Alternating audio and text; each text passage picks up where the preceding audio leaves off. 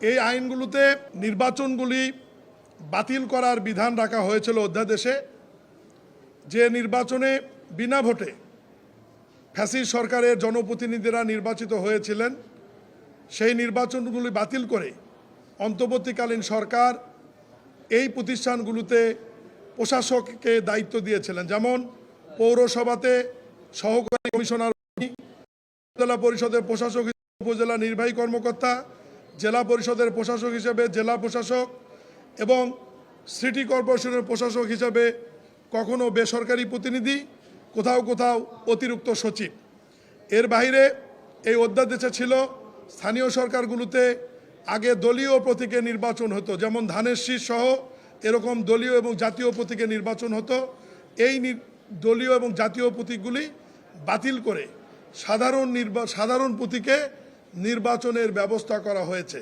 এর বাহিরেও জনপ্রতিনিধিদের বিভিন্ন বিষয়ে অপসারণ সহ বিভিন্ন ক্ষমতা সন্নিবেশিত যে অধ্যাদেশগুলি ছিল, এই অধ্যাদেশগুলি আমরা কোনোটাই পরিবর্তন না করে যা ছিল হুবহু পুরোটাই আমরা সংসদে নিয়ে এসে আজকে মহান সংসদে আইন আকারে এই 4টি আইন পাশ হয়েছে।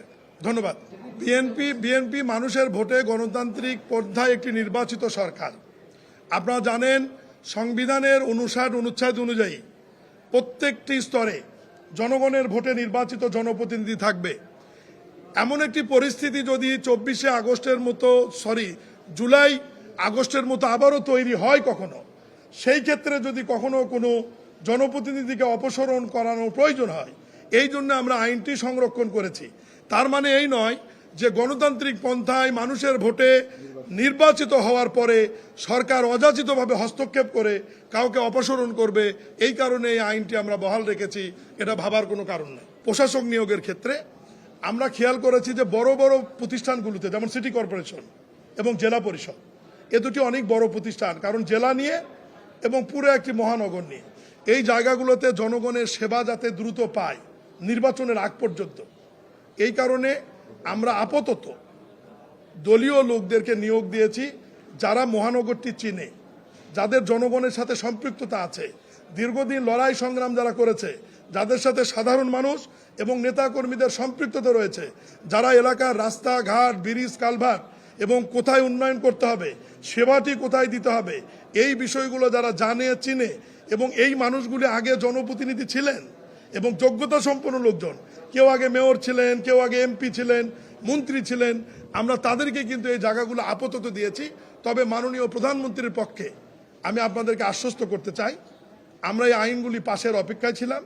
যেহেতু মহান আল্লাহর ইচ্ছায় আজকে আইনগুলি পাশ হয়েছে, আমরা দ্রুততম সময়ের মধ্যে এই সমস্ত স্থানীয় সরকার প্রতিষ্ঠানগুলোতে সাধারণ প্রতীকে আমরা নির্বাচনের দিকে যাব ইনশাল্লাহ। আরেকটা জিনিস আমি বলি, বর্তমান সরকারের মাননীয় প্রধানমন্ত্রীর জনাব তারেক রহমানের যদি অসৎ উদ্দেশ্য থাকতো, তাহলে কিন্তু আমরা ইতিমধ্যেই পৌরসভাতে প্রশাসক নিয়োগ দিতাম, উপজেলায় প্রশাসক দিতাম, সিটি কর্পোরেশনের বিভিন্ন ওয়ার্ডে কিন্তু আমরা প্রশাসক নিয়োগ দিতাম।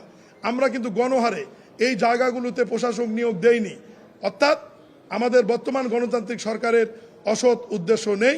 আমরা চাই এই প্রতিষ্ঠানগুলোতে সংবিধানের 59 ধারা অনুযায়ী, অনুচ্ছেদ অনুযায়ী, যেহেতু জনগণের ভোটে নির্বাচিত প্রতিনিধিরা থাকবে, আমরা খুব তাড়াতাড়ি ইনশাল্লাহ এই প্রতিষ্ঠানগুলোতে অবাধ, সুষ্ঠু, নিরপেক্ষ নির্বাচন দেব এবং সেই নির্বাচনে যারা মানুষের ভোটে নির্বাচিত হয়ে আসবে তারাই দায়িত্ব পালন করবে। ধন্যবাদ। আইনটি আজকে পাশ হলো, এই আইনটি আবার আইন মন্ত্রণালয়ে ভ্যাটিং হয়ে আমাদের মন্ত্রণালয়ে আসবে।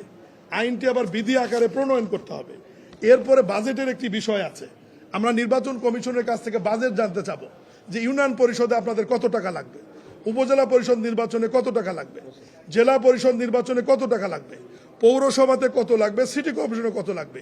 এই বিষয়গুলো শেষ করতে আমাদের তো কিছু সময় একটু দিতে হবে, একটু ধৈর্য ধরেন।